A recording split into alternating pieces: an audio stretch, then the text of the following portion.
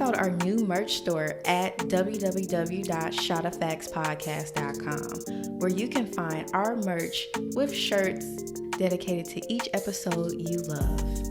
Check it out today and support a Shot of Facts merch. But one of my other questions I want to ask you is, overall, why do you think Black people should be more involved in STEM? Or overall, why should Black people get more involved in STEM?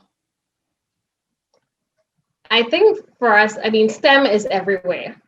STEM is everywhere we look. STEM is everywhere when we think of the things we have in our households, just in our everyday life. When you think of, even when you pick up your phone, right? That's technology. Technology is everywhere. And technology is on the cusp of exploding even more than it has before. And now is the time for us to get involved. Now is the time for us to create the spaces that we need to be in. And now is the time for us to take a seat at the table. And we can't take a seat at the table if we don't take the risk to be in those industries, if we don't take the risk to be in those spaces, right? And it is hard as a person of color, as Black people, to be in those STEM spaces because there hardly anybody who looks like you. When you look at the leadership in some of these top technology companies, you're like, okay, where are people at?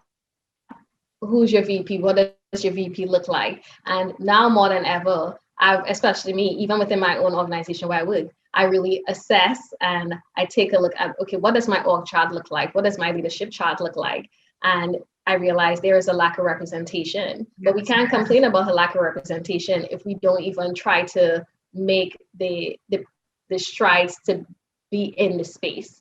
So that's one of the things I have tried to do, continue to be on a technical path so that I can continue to be in the space, so that I can help create a pipeline for other people who are interested in STEM, because sometimes people aren't interested in STEM, or they aren't interested in pursuing STEM anymore because they're discouraged. So it doesn't just start from us now that we're adults and we're like, okay, we don't want to go into STEM. It starts from that little girl or that little boy who's in that class and there's nobody that looks like them who is interested in STEM, right? Or children tease them because they're interested in science, technology, engineering, and mathematics. So they feel discouraged. And then it goes on to middle school and high school. And then eventually they get into college and they're in their undergraduate class and they're the only person that looks like them in a class of 75 people or 60 people.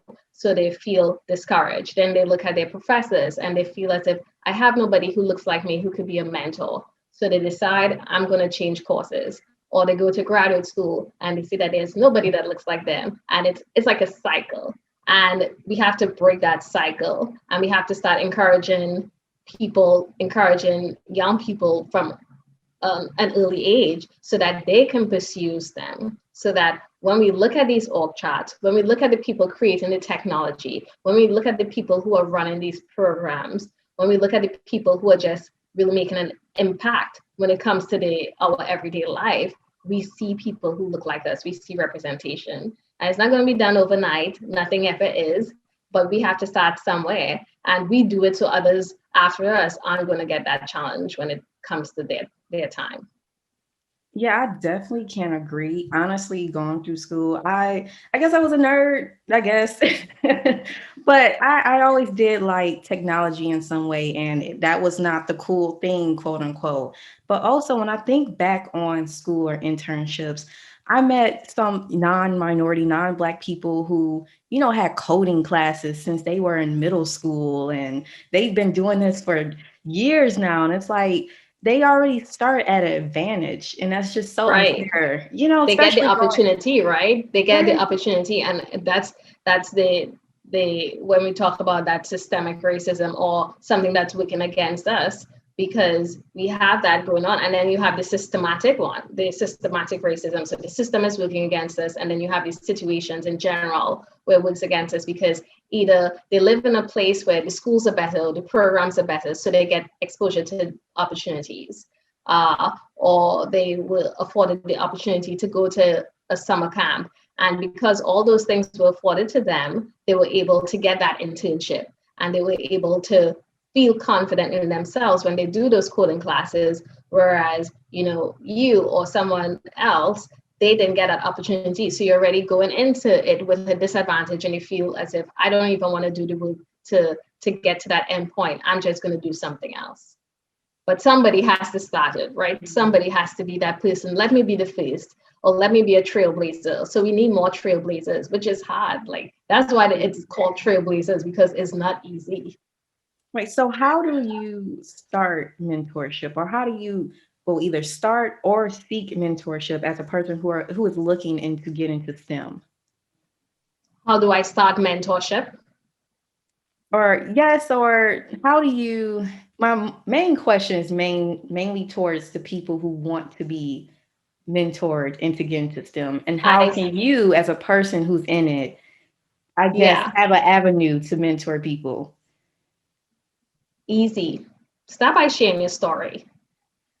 People think that to be a mentor, you have to have all these things figured out, right? You have to have this huge presentation, and I don't have time to go speak, or I don't have time to dedicate to this summer camp. Sometimes it's as easy as, hi, can I talk to your class about what I do during my day? What does my day to day look like?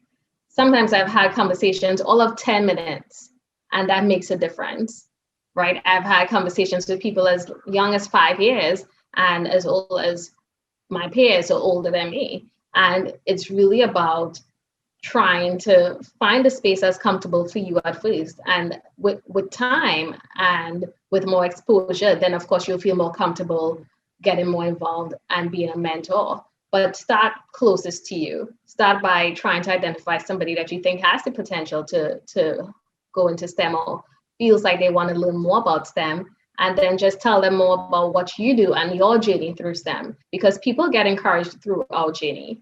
If they know that somebody was able to do it and they hear the challenges that someone has had, then they're more inclined to do it and they feel encouraged, right? They're like, okay, Deja did it, so I could definitely do it. And I want to be like Deja when I grow up, because she went through all these things and now look at her. She is this person, she has this master's degree and she has this great job, and it's not impossible. And all people see, of course, is Deja with a master's or someone else or me, and if they feel as if it's impossible, and it's Right. not, because we don't share our stories enough and we don't reach back to just tell that person who maybe even lives down the hall, let me tell you about who I am, or let's chat.